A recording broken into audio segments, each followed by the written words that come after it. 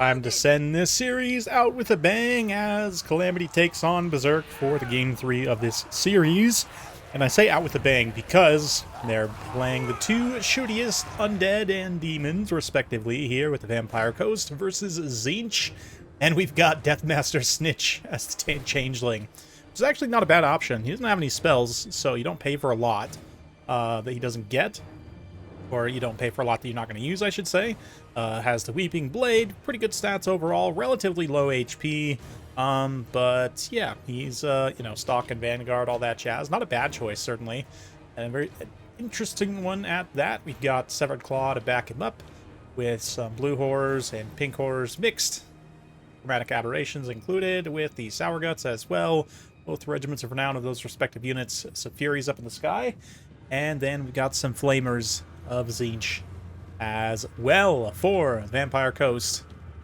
It's looking like a Admiral here of Deeps, so no healing, no Lore Vampires healing, but just going for DPS and summons, I would imagine. Animated Hulks here, we've got some deck guns and handguns, and a couple of Scurvy Dogs supporting a front line of deck hands. So, yeah, let's get things rolling here.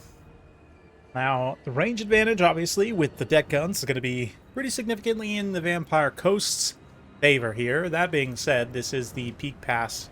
I believe this is a Peak Pass map, right? And, yeah, it's got these two large hills on each side with a kind of large valley in between. Overall, pretty huge map, but it does have some kind of undulating hills and different things breaking up line of sight.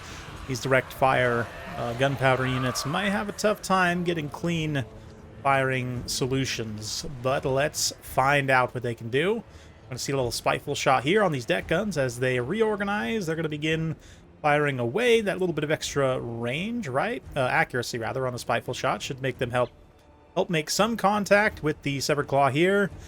Not enough to actually break through the barrier, at least not yet.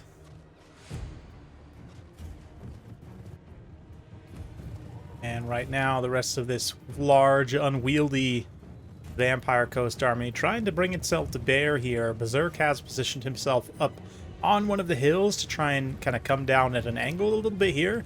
This could lead to a large section of the Vampire army being kind of zoned out of the fight. Just given the fact that zombies are so slow, if they're not in the right position, it will take them a long time to get to the right position. So let's see what they can do here. Right now, the range, at least, of these handguns does allow them to kind of affect things at a distance. The deck guns, the handguns, doing an alright job so far, kind of picking away at some of these lower value range units here.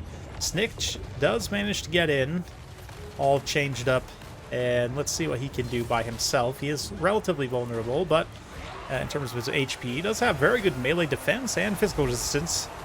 And there's nothing here with magic damage to affect him greatly, but overall has to be a little bit careful not to just take too much damage overall. Yeah, you can see the blues making their presence felt, doing a nice job against these pistol mobs, although they are just pistol mobs. The Rotting Promethean summon there came forward, did a bunch of damage to a unit of pinks, which is going to be very cost-effective. Likewise, we see a beautiful burning head cut through some of these handguns as well, so we're going to keep a wide view for the time being as this shootout develops. Blues and pinks firing away on various angles and on various levels here. Zombies getting burnt to a crisp, as these animated Hulks do as well, but also the demons taking some losses as the zombies return fire, fighting fire with gunpowder, as it were. Very wet, soggy gunpowder, which somehow still works. We don't question it too much, but yeah, we can see more animated Hulks. And the pistol mobs kind of, again, reorganizing, trying to get to a position where they can actually help here. One blue does get blasted away pretty quickly. And, yeah, these blues and pinks here also, Chromatic Aberrations, having a pretty tough time in melee. Severed Claw, ooh, let's see how they can do here. Tzeentch also gets into combat against the Admiral. This could potentially be a disastrous situation. As the Severed Claw move over, they're going to try and apply their anti-large bonus perhaps here. Meanwhile, some of these Vampire Coast units are getting pulled a little bit out of position, but the Flamers, yeah, they're going to come forward and try and get involved, but with their relatively short range, they are obviously heavily outranged by the deck guns here, very significantly. The Vampire is going to start to pull ahead on a little bit on the balance of power because of that, but Tzeentch is doing a great job assassinating Admiral here. A little bombardment Is going to sunder the armor, plus Weeping Blade down to only 30 armor, 50% with an extra minus 30.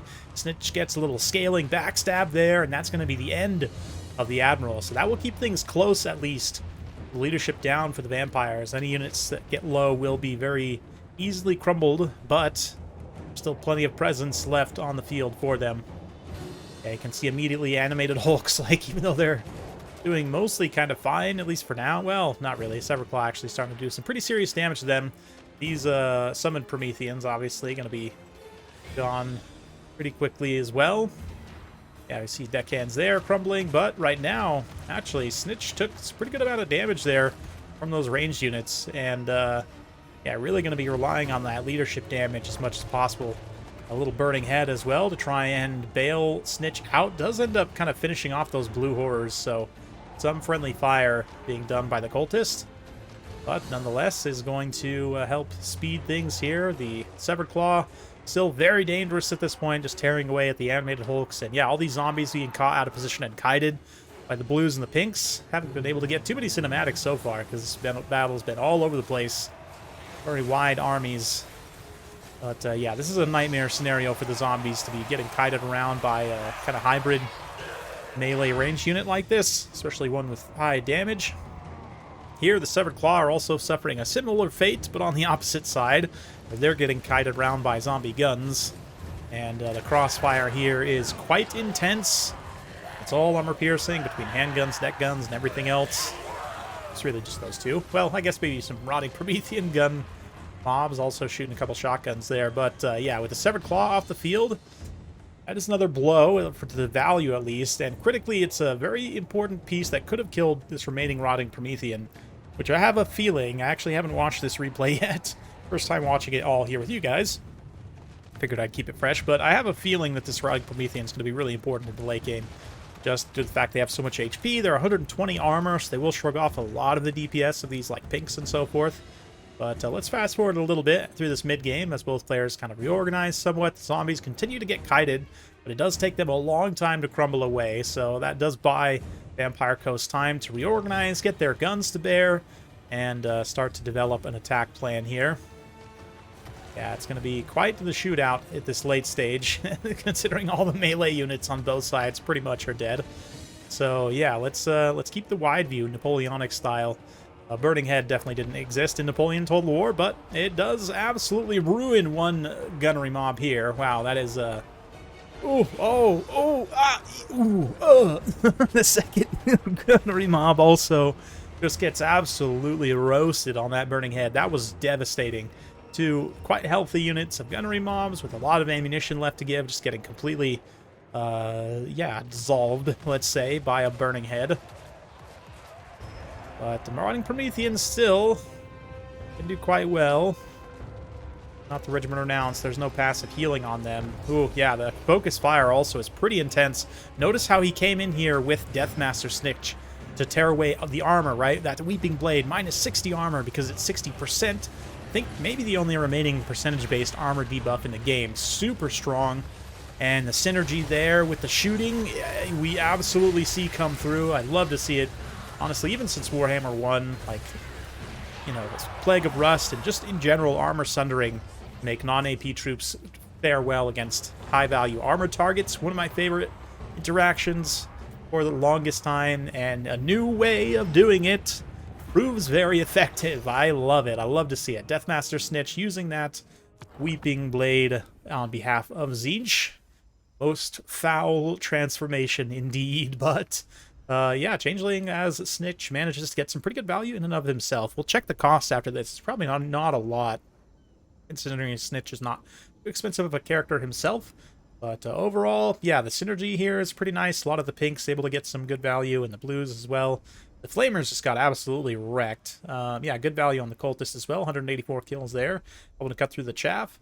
The Severed Claw, although they didn't get a lot of good raw value, did help on some key engagements, which was pretty important. Helped limit the value of that Admiral there. And then, yeah, on the Vampire Coast side, the handguns did the best they could, as did the deck guns. A few of them didn't perform well enough, pay for themselves. And then ultimately, yeah, the Prometheans and the animated Hulks, they'd have a really hard time against this the shooting kind of armor sundering synergy situation. But yeah, even an Exalted Pink mixed in there. Didn't even realize, but what a series. Definitely a fun one. Appreciate Calamity once again for submitting not only a best of 3 series, but a best of 3 series loss. Always appreciated. It takes courage, extra courage, to send in losses, and not everyone is willing to. So I always appreciate those who are willing to do so. And it was quite the series. Definitely a fun one. But I have to say, personally, I love Berserk's play here at the end to take. Yeah, so obviously you just want to cut everything possible from him on this side to minimize the cost. And then if we come in here and search for, yeah, Deathmaster Tzeentch, it's only 1,700, so not a bad cost, considering what you get out of him. There, he was a reasonably cost-effective, all things considered, in terms of raw value. And of course, tactically, sniping your enemy's lord is a super strong thing to do, right? Especially against lower leadership factions like Undead that can be punished by it. So, thinking about that, I forget his base cost. Not a ton.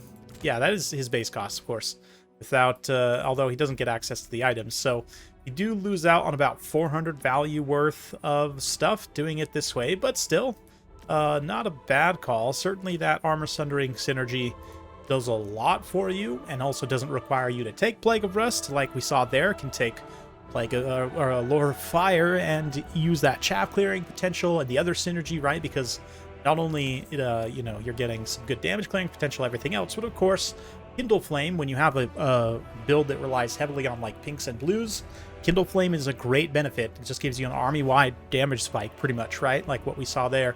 So I really, really like this build, really like the synergy from Berserk, really like the series from Calamity. Big thanks to him, and big thanks to you for being here watching right now. So thank you so much for watching. If you're not subscribed, feel free to do so. I'd really appreciate it. Thanks again. We'll see you next time.